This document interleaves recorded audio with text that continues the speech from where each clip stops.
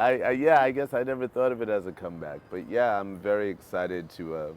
I'm excited about this new music, and on one hand, it's fun to make the music, but you kind of discover the music when you have to perform it, and so I'm excited to discover this music on stage. Before the film slam, my life was mostly theater, Yeah. acting. And when I was in the acting conservatory at NYU, I started writing poetry. Yeah. And it was from writing poetry and going to poetry readings in New York that I was eventually asked to publish a book and to participate in the making of this film Slam and to record music. It all came from poetry, but I was studying theater, so it came as a surprise.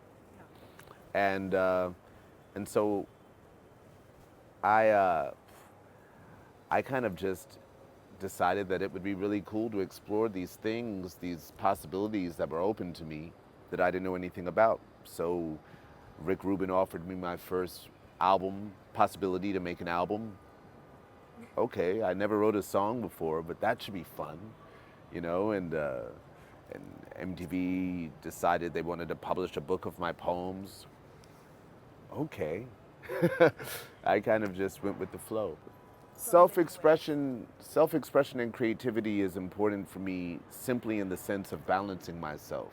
You know, like it's a way of ventilation, of working out, of lifting weights, you know, thinking, dissecting, analyzing, processing, and zoning out and tuning into music where you don't think as much, feeling.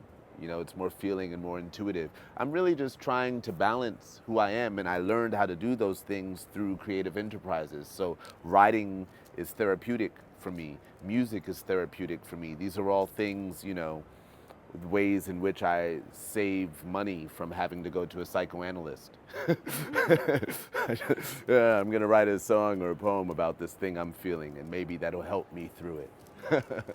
I have lots of opinions, and I don't see my voice as having more importance than anybody else's voice, and I think that we all, in fact, I know that we all have a voice. We all have the potential to speak up and out about what we believe in and why we think it's important, and can speak up to inspire and encourage others to make moves towards the changes that we want to see.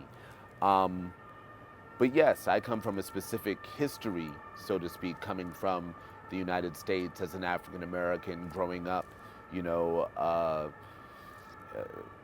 being born in the 70s, growing up in the 80s, and hip hop, and, experiencing the ongoing transition and racial evolution of America definitely had some weight on me. My parents were activists, and so there's something in me that does, still see or think of the importance of speaking up when I see a microphone or a camera. Sometimes it is important, to find a way to just to to encourage or inspire. Yeah, I guess that's important, but I don't think of myself as a voice of freedom or something like that. I wouldn't begin to know how to think like that. I just speak my mind, really. The Arab Spring. I mean, I was extremely excited about what was happening in Egypt, Tunisia, Yemen, Syria. To see this attempt, and in some cases successful attempt at transitioning a government through nonviolent means. Beautiful. And also a way of showing the rest of the world, like, the idea that you associate with Arab youth is not the true representation of who we are and what we want. So don't let your machines of fear through media influence how you see us right now. I love that. As far as the intervention of the US, France, the UN, in places like Libya or now Cote d'Ivoire, I become more skeptical.